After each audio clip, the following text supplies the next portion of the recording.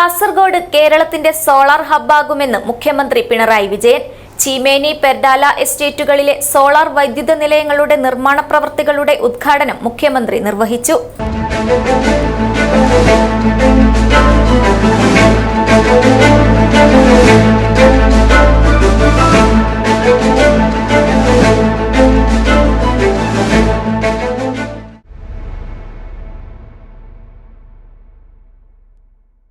കാസർഗോഡ് കേരളത്തിന്റെ സോളാർ ഹബ്ബാകാൻ സാധ്യതയുള്ള പ്രദേശമാണെന്ന് മുഖ്യമന്ത്രി പിണറായി വിജയൻ പറഞ്ഞു. ചീമേനി, പെർഡാല എസ്റ്റേറ്റുകളിലെ സോളാർ വൈദ്യുത നിലയങ്ങളുടെ നിർമ്മാണ പ്രവൃത്തികളുടെ ഉദ്ഘാടനം ചീമേനി പഞ്ചായത്ത് ഗ്രൗണ്ടിൽ നിർവഹിച്ച് സംസാരിക്കുകയായിരുന്നു മുഖ്യമന്ത്രി.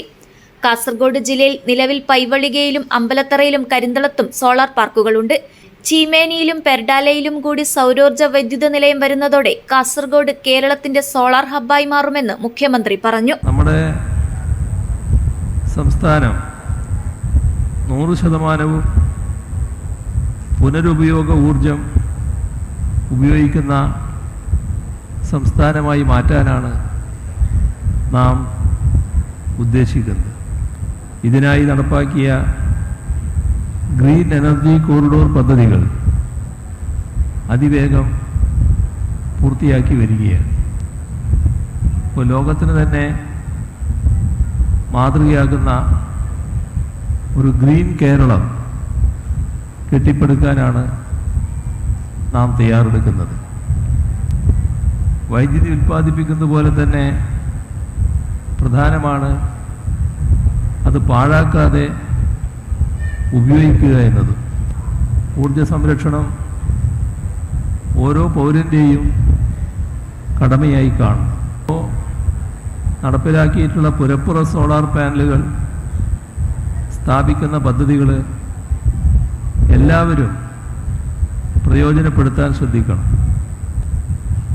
പ്രകൃതി സൗഹൃദ സംവിധാനം എന്നതിന് പുറമെ നിക്ഷേപം കുറവും ലാഭം കൂടുതലുമുള്ള പദ്ധതിയാണിത്.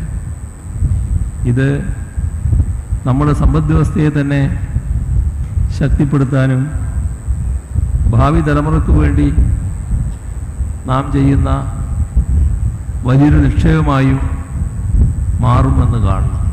പ്ലാന്റേഷൻ കോർപ്പറേഷൻ കാസർഗോഡ് ജില്ലയിലെ ചീമേനി എസ്റ്റേറ്റിലും പെർഡാല എസ്റ്റേറ്റിലുമായി ലഭ്യമായ 300 ഏക്കറിൽ സോളാർ പ്ലാന്റ് സ്ഥാപിക്കുന്നതിനും നടത്തുന്നതിനും തയ്യാറുള്ള കമ്പനികളിൽ നിന്നും താൽപര്യപത്രം ക്ഷണിക്കുകയും ബാംഗ്ലൂർ കേന്ദ്രമായി പ്രവർത്തിക്കുന്ന nature due energy private limited എന്ന കമ്പനി ഇതിൽ തെരഞ്ഞെടുക്കപ്പെടുകയും ചെയ്തു.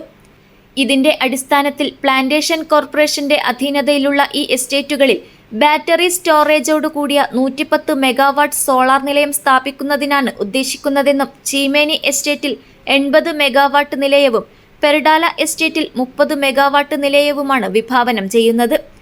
ബാറ്ററി സ്റ്റോറേജ് കൂടി ഉൾപ്പെടുത്തി പീക്ക് സമയങ്ങളിൽ 4 മുതൽ 8 മണിക്കൂർ വരെ വൈദ്യുതി ലഭ്യമാക്കുന്ന നിലയിലാണ് പദ്ധതിയെന്നും മുഖ്യമന്ത്രി പറഞ്ഞു.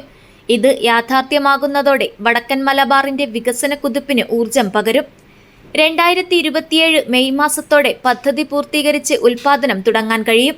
ചീമേനി എസ്റ്റേറ്റിൽ നിന്നും 125 മില്യൺ യൂണിറ്റും പെർഡാലയിൽ നിന്ന് 47 മില്യൺ യൂണിറ്റും വൈദ്യുതി ലഭ്യമാകും എന്നാണ് പ്രതീക്ഷിക്കുന്നത്.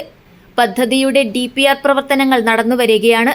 നിലയങ്ങളുടെ നിർമ്മാണത്തിന് ഏകദേശം 500 കോടിയോളം രൂപയുടെ ചെലവ് പ്രതീക്ഷിക്കുന്നുണ്ടെന്നും വൈദ്യുതി KSEBക്ക് ലഭ്യമാക്കുന്നതിനാണ് ഉദ്ദേശിച്ചിട്ടുള്ളതെന്നും മുഖ്യമന്ത്രി പറഞ്ഞു.